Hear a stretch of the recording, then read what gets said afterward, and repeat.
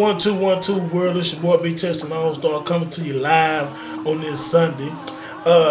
One of my friends posed a question to me on Facebook a while back, asking me to give my opinion about the top female MCs in the game.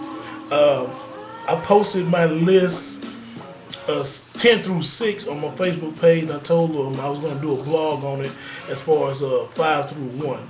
So just to give you a little background as far as the 10 through 6, I put them like this. Number 10, I went salt and pepper.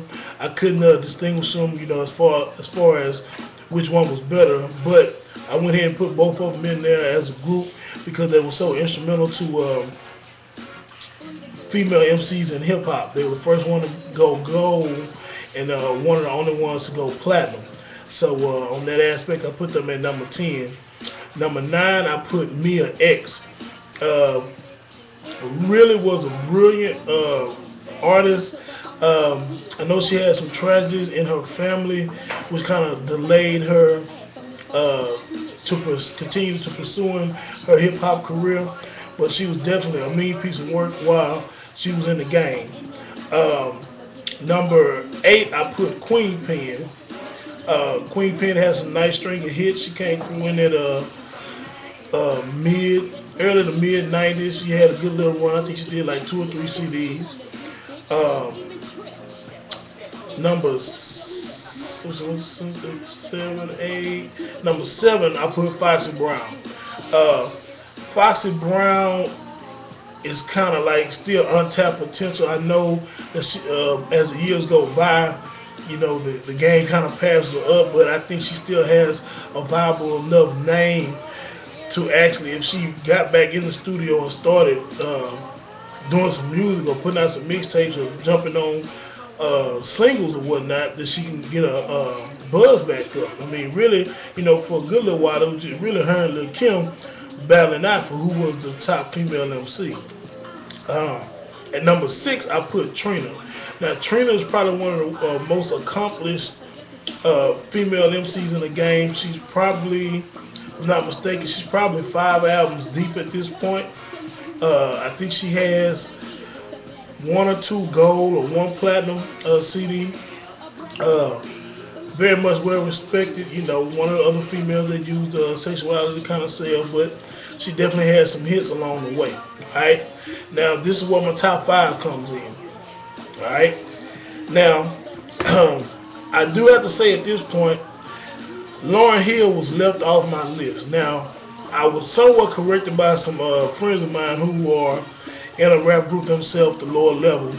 And the only reason why I actually forgot about Lauryn Hill was that, just like how I kind of said about Foxy Brown, Lauryn Hill is probably, out of all the names on this list, it's probably the most talented artist on this list.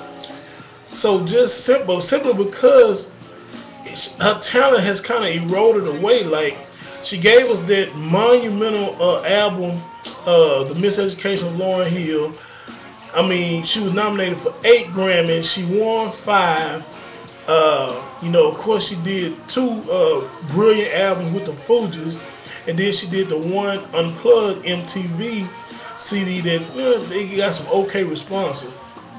But she, for whatever reason, she either chose not to do music or she couldn't get it how she wanted to do it. I'm not really sure what the case was, but I mean, after the Miseducation of Lauryn Hill, she really changed the scope of how you just even viewed a female artist. Like, she sang and rapped and did them both at the highest level. So when I kind of went back and looked at my my bottom 6 to 10 list, if I had to replace anybody, it would have been probably Queen Pen. I would replace her with Lauryn Hill. But at this point, I kept my list like it was, and I just wanted to say that tidbit about Lauryn Hill because she was a phenomenal artist. I don't know if she still have it in her because she just haven't, really put nothing out. But I mean, that Miseducation was crazy. All right, so back to the top 5. Top 5, I put Queen Latifah. Queen Latifah, for obvious reasons, man, she's one of the early pioneers of the game for ladies. Very positive and strong as far as putting out images about black women, which was really cool because that was needed. Because for the most part, hip hop, man, women, man, it is what it is, how it's kind of portrayed and whatnot. But she came and said, "Nah, you ain't gonna call me no bitch, you ain't gonna call me no hoe, you gonna respect me, whoop de whoop." So I appreciate that, and that gave the female somebody to look up to. Number 4 will be the Brat. The Brat, very, very talented. She's not only a very talented rap artist, but she's a great writer as well.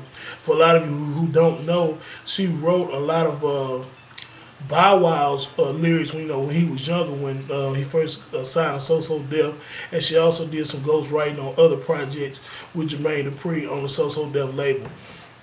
She too, I know she had got in trouble. She had went to jail for a little while. Now she came back. She did drop a mix CD in 11, probably 1 or 2 months or so after she got out of jail. It didn't get a whole lot of response, but I'm glad to see her back, and I hope to see some new material from her. So she's number 4. And number 3, Lil' Kim. Lil' Kim is really the queen bee. She definitely has made her mark in the game. Lyrics, the production, the wild outfits, damn near being butt naked. She done did it all, but you can't deny the fact that she is talented and has been a major contributor in the game. She's multi-platinum. I think she has at least 2 platinum albums, two or so gold albums. So she got the numbers. She's worked with everybody from Jay-Z to Puffy to Big, some of the biggest in the game. So I put her at number 3. Number 2, really hard debate number 2 and number 1. But number 2, I put Missy Elliott. Missy is phenomenal. Just plain and simple, Missy is phenomenal. She and to do what she did coming out the box. Now, a lot of you don't know that Missy can actually sing.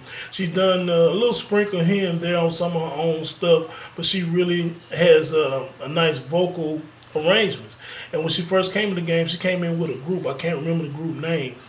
But she's a writer, she's a singer, hip hop artist, producer. She's done it all, and I think, and I may have to go back and check my numbers, but I think she's probably the most has the most record sales out of any female hip hop artist.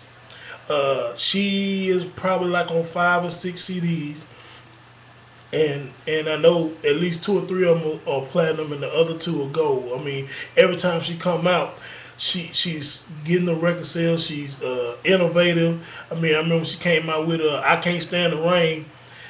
It blew my mind, man. I mean, it blew everybody's mind because she was a big girl to start off with, but she didn't let that deter her as far as, hey, okay, I'm big, but y'all gonna recognize my skills. So when she came out in that garbage bag and was jamming and dancing and doing the whole nine, I mean, I fell in love with her, and just much respect to Missy Elliott. So I put her number 2 on my list.